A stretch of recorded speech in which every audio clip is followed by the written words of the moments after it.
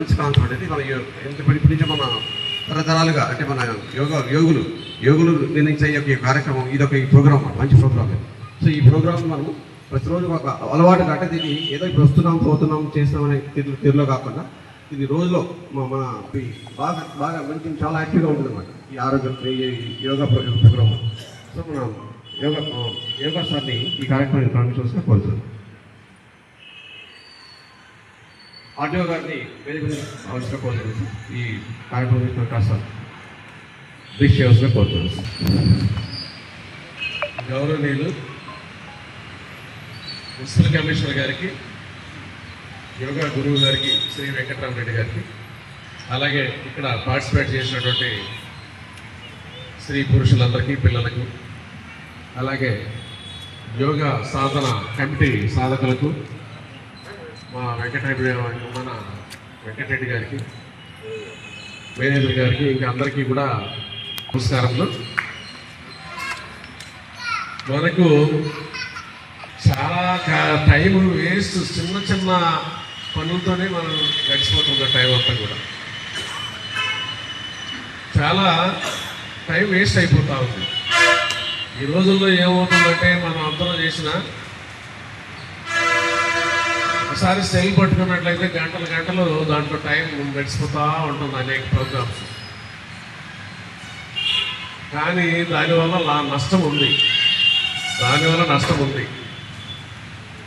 కానీ ఇక్కడ యోగా కార్యక్రమంలో ఒక గంట పార్టిసిపేట్ చేయండి. మీ ఆరోగ్యాన్ని కాపాడుకోండి, మీరు హాస్పిటల్లో చుట్టూ తిరగకుండా కాపాడుకోండి, మీ కుటుంబాన్ని కాపాడుకోండి, మీ జీవన ప్రమాణాన్ని పెంచుకోండి, మీ మానసిక స్థితి మంచిగా ఉంటుందని చెప్తే అది అంత తేలిగ్గా ఎక్కదు. కానీ పరిస్థితి ప్రభావం ఈ రకంగా అట్లా వచ్చేసింది. ఇప్పుడు మీరందరికీ తెలుసు, ఏ హాస్పిటల్ అన్నా పోండి, ఏ హాస్పిటల్, ఉదాహరణకు ఒక కిడ్నీ హాస్పిటల్ కానీ, ఒక క్యాన్సర్ హాస్పిటల్ కానీ, ఒక జ్వరం హాస్పిటల్ కానీ, తర్వాత షుగర్ హాస్పిటల్ కానీ, ఇప్పుడు రకరకాల బ్రాంచ్ చర్మానికి సంబంధించిన హాస్పిటల్ కానీ, ఏ హాస్పిటల్కి వెళ్ళినా మినిమం 70 to 80 టికెట్లు పోతా ఉన్నాయి ఉదయం పూట. అంటే టోకెన్స్ పట్టడం లేదు, మెడికల్ షాపులు పడడం లేదు, హాస్పిటల్స్ పట్టడం లేదు. ఉదయం అలాగనే ఉండి సాయంత్రం 9-9:30 దాకా కూడా టౌన్లో హాస్పిటల్స్. మనం ఇక్కడ నుంచి బస్సులో బయలుదేరుతూ ఉంటే చాలామంది హాస్పిటల్ కడప పోతూ ఉంటారు. బస్సులు ఫ్రీ కాబట్టి స్త్రీలకు చాలామంది పోతూ ఉంటారు. వచ్చే బస్సులు కూడా ఫ్రీ బిజీగానే ఉన్నాయి. ఇప్పుడని కాదు, జరుగుతూ ఉంది కార్యక్రమంలో. మనం తినే ఆహారంలో మార్పులు వచ్చేసి అన్నీ కూడా పురుగు మందులు, ఎరువులు వేసి పండించే ఆహార పదార్థాలు తింటున్నాం మనము. దానివల్ల మనం అంతా నష్టపోతున్నాం. కాబట్టి ఈ టయానికి ఇది సరైనటువంటి పథకం.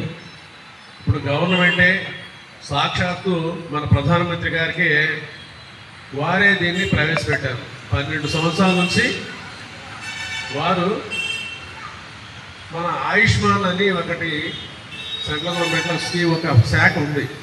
ఆ శాఖ తరఫున భారతదేశం మొత్తం కూడా ఇటువంటి యోగా కార్యక్రమాన్ని ప్రాచీన కాలంలో, పూర్వకాలంలో మన యోగులు చేసినటువంటి విధానాన్ని అంతా మనం ఈ వారసత్వంగా కంటిన్యూ చేయాలనే ఉద్దేశం మీద వారే స్వయంగా యోగాలో ఉంటారు. ఇప్పుడు ఈ టయానికి వారు యోగాలు చేస్తూ ఉంటారు. కానీ మనకు ఉండదు. వారు రాజ్యాన్ని నడిపే దేశాధినేత, వారికి ఇన్ని టెన్షన్లు ఉంటాయి. వారే టైం కేటాయించినప్పుడు మనకేమి. కాబట్టి మనము టైం లేదనేది కాదు, కానీ మనం కల్పించుకోవాలి. కాబట్టి దయచేసి యోగా కానీ ఎవరైనా సరే ఒక డాక్టర్ కాడికి పోయి అడిగితే మీరు ఏదో ఒక యాక్టివిటీ, 1 కానీ 2 కానీ యాక్టివిటీస్ పెట్టుకోండి మీ వయసులో పెట్టని చెప్తా ఉన్నారు.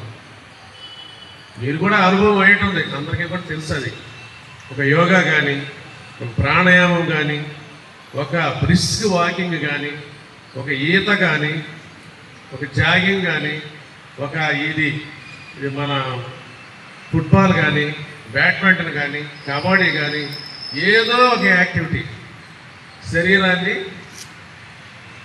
ఇబ్బంది లేకుండా చేసేటువంటిది పెట్టుకోవాలి. నేను డాక్టర్లు సలహా చెప్తున్నారు. మీ అందరికీ తెలుసు, పేపర్లో వస్తున్నాయి, టీవీలో వస్తున్నాయి, ఇవన్నీ కూడా వస్తున్నాయి. కాబట్టి మనం అందరం కూడా దీన్ని పార్టిసిపేట్ చేయాలి. చేయటమే కాదు, ఈ 4 రోజులు ఈ 10 రోజులు వచ్చి యోగాలో పార్టిసిపేట్ చేసి వెళ్ళిపోవడం కాదు, మనం కంటిన్యూస్